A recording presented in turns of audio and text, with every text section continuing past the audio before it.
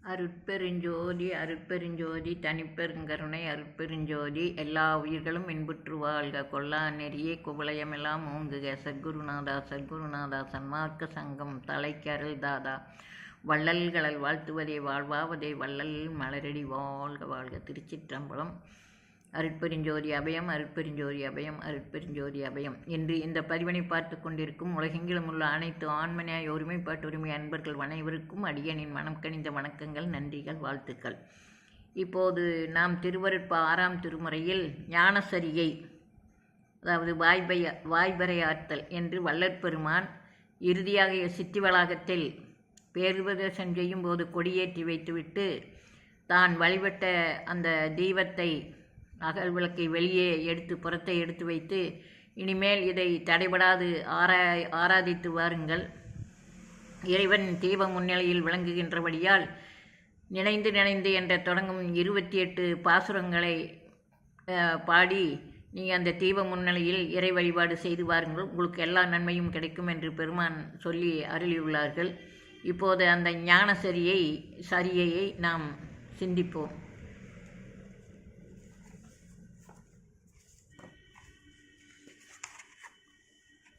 ஞானசரியை பாடல்.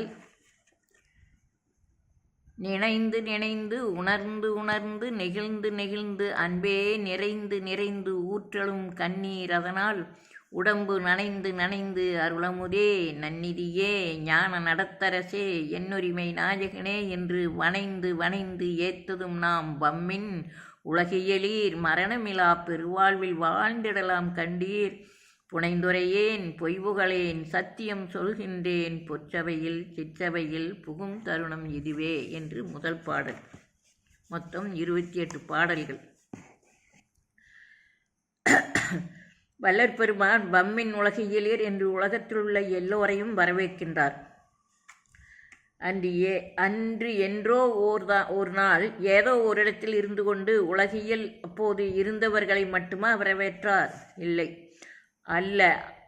நித்தியமாக அருட்பெருஞ்சோதி விளங்கும் பதியின் கண் இருந்து கொண்டே அன்றும் இன்றும் என்றும் வரவேற்று கொண்டே இருக்கின்றார். எக்காலத்தவரையும் எவ்விடத்தவரையும். இப்படி எதற்காக எல்லோரையும் வரவேற்று கொண்டே இருக்கிறார் என்றால், மரணமிலா பெருவாழ்வில் வாழ்ந்திடுவதற்காகத்தான் வரவேற்கின்றார். ஏன் இப்பொழுதே வர வேண்டும் என்கிறார் என்றால், இந்த சந்தர்ப்பத்தில் திருவருளால் பொற்சபையும் சிற்றபையும் காட்டி கூட்டி வைக்கப்பட உள்ளதால் தான். இவ்விசையும் முக்காலும் உண்மையானது, புனைந்துரையல்ல, பொய்மொழியல்ல, சத்திய வாசகமே ஆகும். ஆகையால் ஒவ்வொருவரும் இந்த நல்லதொரு வாய்ப்பை தவறவிடக்கூடாது. ஏனெனில் இதுபோன்ற பெரிதொரு நல் வாய்ப்பும் சூழ்நிலையும் எவ்விடத்தில் எந்த காலத்தில் ஏற்பட போகின்றதோ அதற்குள்ளாக எவ்வளவு அவத்தைகளும் தடைகளும் ஏற்படுமோ அவையெல்லாம் சொல்லும் தரம் அன்று. இந்த சமயம் தப்பினால் வரும் பிறப்பில் கூடுமோ அல்லது இன்னும் எத்தனை பிறவிகள் சென்றபின் சந்தர்ப்பம் உண்டாகுமோ என தெரியக்கூடாது இருக்கின்றதாலே அப்படி வலியுறுத்துகின்றார் வள்ளற்பெருமான். திருவருள் ஆணையும் நமது கடமையும் இதுவாக அறிந்து கொள்ளப்படுகிறது. இது ஒரு வாய்ப்பை பயன்படுத்திக் கொள்ளுதலே அறிவுடைமை ஆகும். முயன்று அடையாது வீண் போதல் அறியாமையே பேர் அவஸ்தையே என்றாலும் நம் பதி தனிப்பெருந்தயவு உடையவர். ஆதலில் எவரையும் தன் இன்ப நிலைக்கு ஏற்றி வைக்காமல் விடார். இப்பொழுது இல்லையானாலும் என்றோ ஒரு நாள் ஒவ்வொருவரையும் மரணமிலா பெருவாழ்வில் நிலவ செய்வதே தீர்வார். இதனை எவர் விரும்பினாலும் விரும்பாவிட்டாலும் முடிவில் பெற்றே ஆக வேண்டும். திருவருள் ஆணை இது. ஆகையால் நாம் ஏன் இந்த சந்தர்ப்பத்தை நழுவப்பட வேண்டும்? இன்னும் தொல்லைப்பட்டு கொண்டு இந்த பிறவியில் சூழலில் அலமர வேண்டுமா? உண்மையான இன்பத்தை இப்பொழுதே கிடைக்கப்பெற உள்ளதை மறுத்துவிட்டு பொய்யான புலபோக பிழைப்பை ஏன் இன்னும் தழுவிக்கொண்டு இருத்தல் வேண்டும்? அவற்றை பற்றற விட்டுவிட்டு அருளம்பலத்திற்கே வம்மின் என்று அழைக்கிறார் வள்ளற்பெருமான். மேற்குறித்த அருளம்பலம் எங்கே இருக்கின்றது? அதனை எப்படி சென்று அடைவது? அடைந்துதான் என்ன செய்வது? அம்பலத்திற்கு சென்று சும்மா மீண்டும் திரும்பி வந்து விடுவதா? இவ்வினாக்களுக்கு எல்லாம் சரியான விடை தெரிந்து கொள்ள வேண்டுமல்லவா? ஆம், தெரிந்து கொண்டுதான் ஆக வேண்டும். அருளம்பலம் உள்ள இடம். அருள் என்பதே கடவுள் உண்மைத்தன்மை. இது எங்கே விளங்குகின்றது? மனித பிறப்பு ஏற்று நிரம்பிய பகுத்தறிவு நிலைக்கு மேலே விளங்கும் ஆன்மாவிலிடத்தே வெளிப்பட்டு விளங்குகின்றது. இந்த ஆன்மாவில் கடவுள் மறைந்திருந்து கொண்டு அந்த அருள் உண்மையை வெளிப்படுத்த இசைந்துள்ளார். ஆகவே ஆன்மாவே அருளம்பலமாக இருக்கின்றது.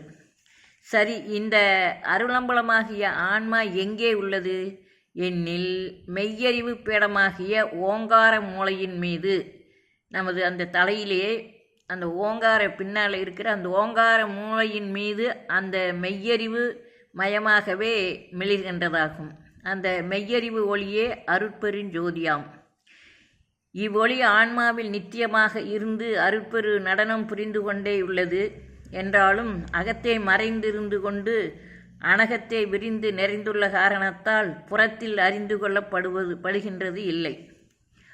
ஆன்ம அகத்தில் இருக்கின்ற இந்த அருட்ஜோதியின் ஐந்தொழில் செயலாலே அதனை சூழ்ந்து ஓரறிவு தேகம் முதல் ஆறறிவு தேகம் வரை எத்தனையோ பிறவிகள் வந்து போய்கொண்டே இருக்கின்றனவாம். இப்படித்தான் இச்சமயம் அந்த ஆன்மாவை சூழ இந்த தேகம் வந்து பகுத்தறிவுக்கு மேலே விளங்கும் அந்த அருள் உண்மையை புரிந்து கொண்டுள்ளதாம்.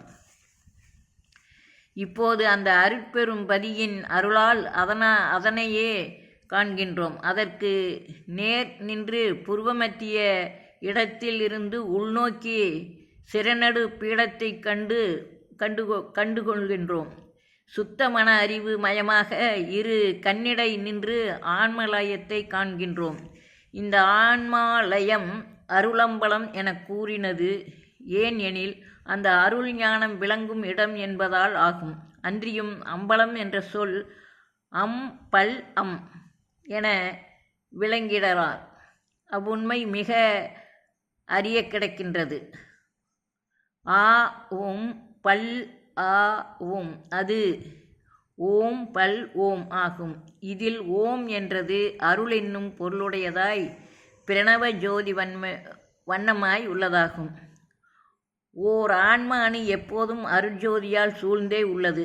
இப்படி எப்போதும் ஓர் ஓம் அல்லது என்னும் அருட்பெருஞ்சோதியால் சூழப்பட்டுள்ள ஆன்மா இந்த பிறப்பில் இப்பொழுதே பல் என நடுவிளங்கி நிற்க ஆல் சூடப்பட்டதாய் அம்பலமாகி விளங்க காண்கின்றோம். ஆகவே நமது அருளம்பலம் என்னும் ஆன்மா லயம் சிறநடு ஓங்கார மூலையின் மீது பகர வடிவ பீடத்தின் மேல் லகர மெய்வண்ண திரோத சார்ந்த அருள் வெளியாக திகழக்கண்டு கொள்ளலாகின்றோம். முதல் கேள்விக்கு விடையாக அம்பலம் விளங்குமிடம் இதுவென நாம் இங்கு விளங்கிக் கொள்ளலாம். இனி இரண்டாவதாக அந்த அம்பலம் எப்படி அடைவது, அடைந்துதான் என்ன செய்வது என்பதை பற்றி விளக்குவதாகும். இந்த அருள் அம்பலத்திலே நம் அருட்பெருஞ்சோதி ஆண்டவரே நித்தியமாக எழுந்தருளியுள்ளார். அவரை பிறவியிடத்தில் காண முடியாது, பிறவியிடத்தில் காண முடியாது. நம்மிடத்தில் நமது ஒருவரிடத்தில் இருக்கின்றதே போல் எல்லோருடைய சிறநடுவுக்குள்ளும் இருக்கின்றவர்தானே என்றால், நமது அகத்தே மெய்யறிவுக்கே விளங்குகின்ற ஒருவராயும் அந்த ஒருவர் தானே அருட்காரியமாக தான் பிரதிபிம்பத்தையே பிற இடங்களிலும் காட்டி அன்பு செயல்புரிகின்றது. அருள் விளக்கம் பெற உதவுகின்றவராயும் உள்ளதால் நமது அம்பலத்தின் கண்ணே அனுபவபூர்வமாக கண்டுகொள்ள உள்ளார் என அறிந்து கொள்ள வேண்டும்.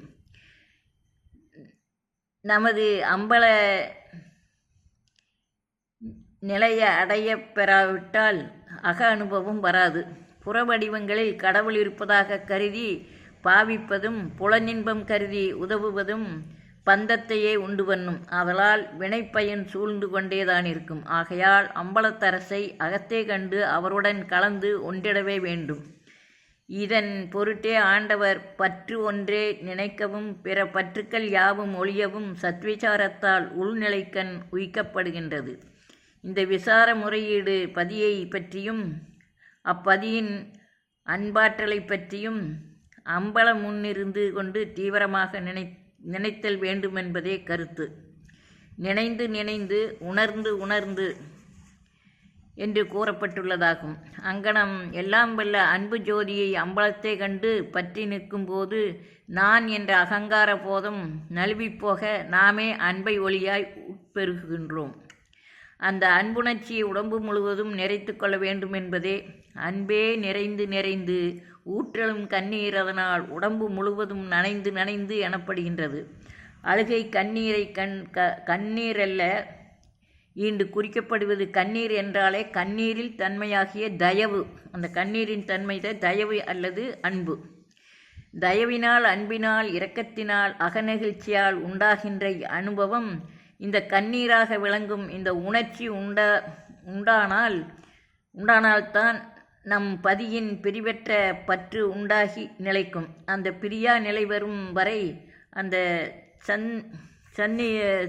சந்நிதியிலிருந்து அருளமுதே நன்னிதியே ஞான நடத்தரசே என்னுரிமை நாயகனே என்று தோத்திரம் புரிந்து கொண்டு இருத்தலே முறையாகும். இப்படி நினைக்கவும் துதிக்கவும் மேலும் மேலும் ஏற்பட்டு கொண்டே இருந்தால் அந்த அம்பலவாணனை அம்பலத்திற்கண்டு ஒன்றிவிடலாம். அப்போது நாம் என்பது போய் அவரேயாகி வாழலாம். இப்படி நினைந்து நினைந்து உருகி அந்த இறைவனை அடைந்து அருட்பெருஞ்சோதியை அடைவதுதான் இந்த பாடலில் உள்ள கருத்தாகும். இது வல்லற்பெருமான் அதனால்தான் உலகிலே அனைவரும் வருக என்று வரவேற்கின்றார். இன்று இத்துடன் இதை நிறைவு செய்து கொள்வோம். மீண்டும் நாளை தொடர்ந்து சிந்திப்போம். இன்று உங்களிடமிருந்து விடைபெற்றுக் கொள்வது ஈரோடு மாவட்டம் காஞ்சி கோயில் பாக்கியலட்சுமி. நன்றி, வணக்கம். திருச்சிற்றம்பலம். அருட்பெருஞ்சோதி அபயம், அருட்பெருஞ்சோதி அபயம். நன்றி, வணக்கம். திருச்சிற்றம்பலம்.